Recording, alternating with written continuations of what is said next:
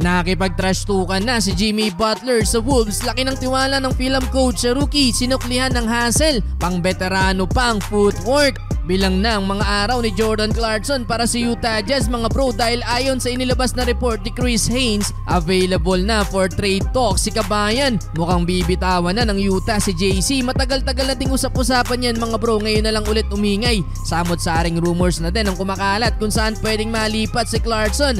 Nandyan ang defending champion na Denver Nuggets, Indiana Pacers, Warriors, Heat kasama si Coach Eric Spoelstra at ang hindi mawawala ang LA Lakers na possible comeback din ni Clarkson sa Purple and Gold. Well, sa February 8, 2024 pa naman ang trade deadline at matagal-tagal pa ang hihintayin natin kung saang team nga ba malilipat si Kabayan. Kaya naman mapunta muna tayo sa laban ng Miami Heat kontra sa number 1 team ngayon sa West, ang Wolves. First 2 field goals ng Heat galing sa nagbabalik lineup na sila Bam Adebayo at Tyler Herro. Solid ang first quarter ng dalawang yan mga bro, leading scorer agad si Tyler Herro with 10 points while shooting 4 of 6 sa field. 7 points naman para kay Bam Adebayo. Sa ganda ng start ng Heat, nakalamang din sila dyan ng double digit. Sa dulo na naging aggressive si Butler, binuli lang ang depensa dito ng kalaban. Na-foul pa ni Towns, nakipag-trash-tukan pa sa Wolves si Butler. 9 points sa opening quarter para kay Jimmy.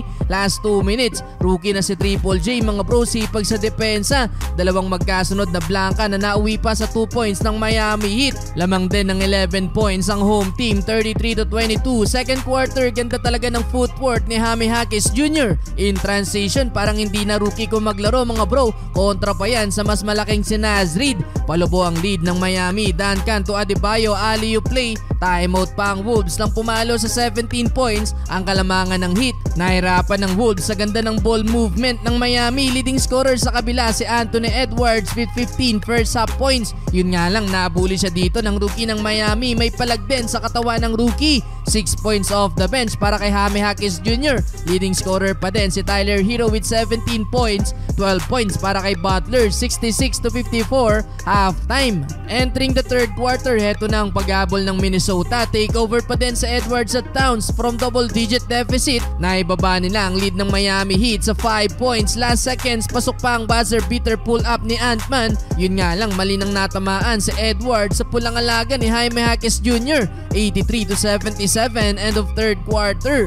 Well, fourth quarter, lamang na ang Minnesota mga bro natin. 2-1 run nila ang Miami Heat, 87-84 under 8 minutes. Laki ng tiwala ng film coach sa rookie at binabad sa final quarter. Bumalik ang lead sa Miami Heat dahil sa back-to-back 3 points ni Robinson at Richardson. Kaso mabilis lang din nakasagot dyan ng Wolves. Unstoppable pa din mga bro si Anthony Edwards, back-to-back slam dunk under 3 minutes, 101-97. Nag-aangas na din mga bro si Ant-Man at tinarash talk na ang Miami. Pero hindi pa tapos ang laban, last 46 seconds, clutch jumper mula kay Tyler Herro, 107-106. Yun nga lang mga bro, pandager etong tira ni Anthony Edwards sa uli, panalo pa din ng Timberwolves.